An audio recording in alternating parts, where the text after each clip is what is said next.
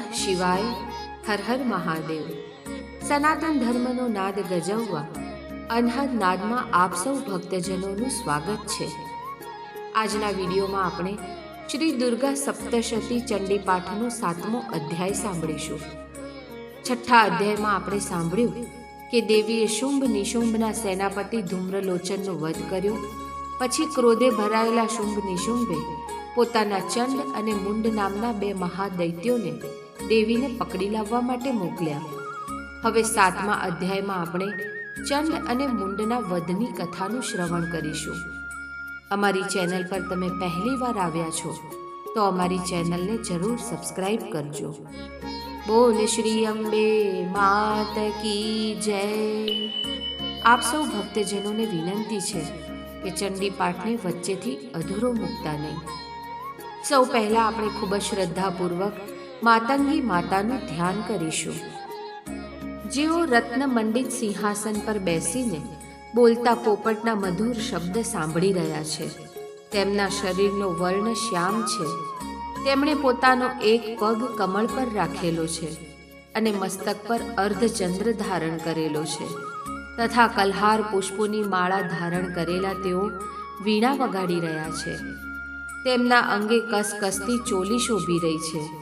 તેઓ લાલ રંગની સાડી પહેરેલા છે અને હાથમાં શંખ પાત્ર ધારણ કરેલા છે. તેમના મુખ પર મધુનો મંદ મંદ પ્રભાવ જણાઈ આવે છે અને કપાળમાં બિંદી શોભી રહી છે. તેવા માતંગી દેવીનું હું ધ્યાન ધરું છું. ઋષિ કહે છે, ત્યાર પછી શુંભની આજ્ઞા મેળવીને ચંડ મુંડ વગેરે દૈત્યો ચતુરંગી સેના સાથે અસ્ત્ર શસ્ત્રોથી સુસજ્જ થઈને ચાલી નીકળ્યા. પછી ગિરિરાજ હિમાલયના સુવર્ણમય ઊંચા શિખર પર પહોંચીને તેમણે સિંહ પર આરૂઢ થયેલા દેવીને જોયા.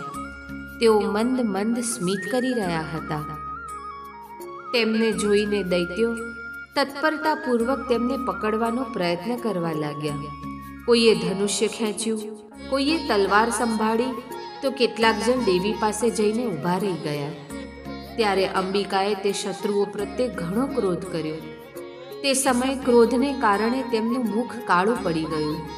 કપાળ પર ભવાં ત્રાસા થઈ ગયા અને ત્યાંથી તરત વિકરાળ મુખવાળા દેવી કાલી પ્રગટ થયા કે જેઓ તલવાર અને પાશ ધારણ કરેલા હતા.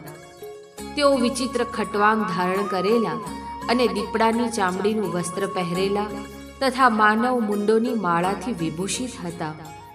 તેમના શરીરનું માંસ સુકાઈ ગયું હતું. માત્ર હાડકાનું માળખું હતું જેનાથી તેઓ અત્યંત ભયંકર દેખાતા હતા. તેમનું મુખ ઘણું મોટું હતું અને જીભ લપકારતી હોવાથી તેઓ વિશેષ બિહામણા લાગતા હતા. તેમની આંખો અંદર ધસી ગયેલી અને થોડીક લાલ હતી. તેઓ પોતાની ભયંકર ગર્જનાથી સમસ્ત દિશાઓને ગુંજવી રહ્યા હતા. મોટા મોટા દૈત્યોનો વધ કરતા તે કાલિકા દેવી દૈત્યોની તે સેના પર વેગપૂર્વક તૂટી પડ્યા અને તે બધાઓનું ભક્ષણ કરવા લાગ્યા. તેઓ પાર્શ્વ રક્ષકો, અંકુશધારી મહાવતો, યોદ્ધાઓ અને ઘંટ સહિત કેટલાય હાથીઓને એક જ હાથે પકડીને મુખમાં મૂકી દેતા હતા.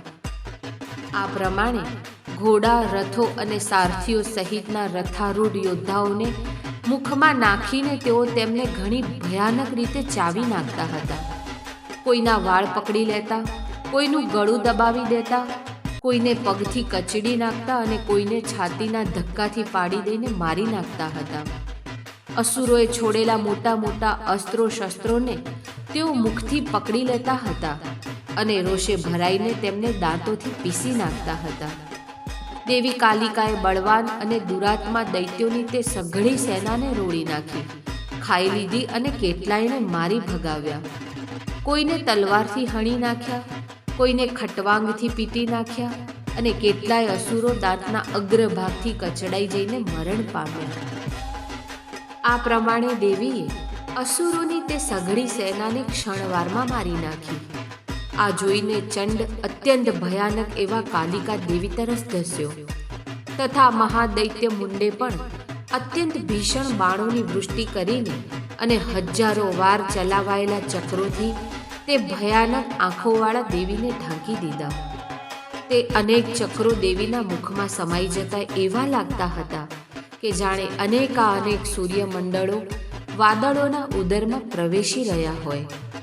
ત્યારે ભયંકર ગર્જના કરનારા દેવી કાલિકાએ અત્યંત રોષે ભરાઈને ભયાનક અટ્ટહાસ્ય કર્યું. તે સમયે તેમના વિકરાળ મુખમાંના મુશ્કેલીથી જોઈ શકાતા દાંતોના તેજને લીધે તેઓ અત્યંત ઉજ્જવળ દેખાતા હતા.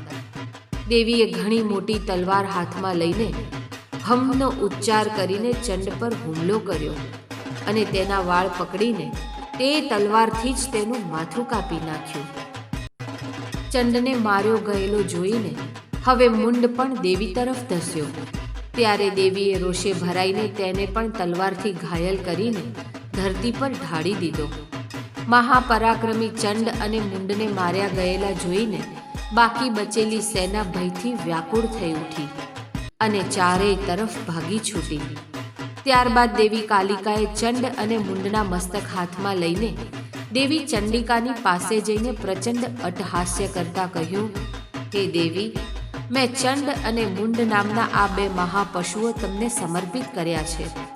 હવે યુદ્ધરૂપી યજ્ઞમાં તમે પોતે જ શુંભ અને નિશુંભનો વધ કરજો. ઋષિ કહે છે, ત્યાં લવાયેલા ચંડ અને મુંડ નામના તે મહાદૈત્યોને જોઈને કલ્યાણમયી દેવી ચંડિકાએ કાલિકા દેવીને મધુર વાણીમાં કહ્યું, હે દેવી, તમે ચંડ અને મુંડને લઈને મારી પાસે આવ્યા છો, તેથી સંસારમાં ચામુંડા નામે તમારી ખ્યાતિ થશે.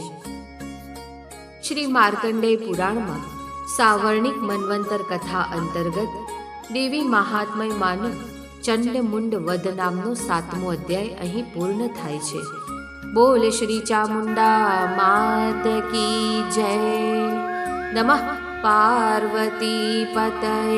હર હર મહાદેવ.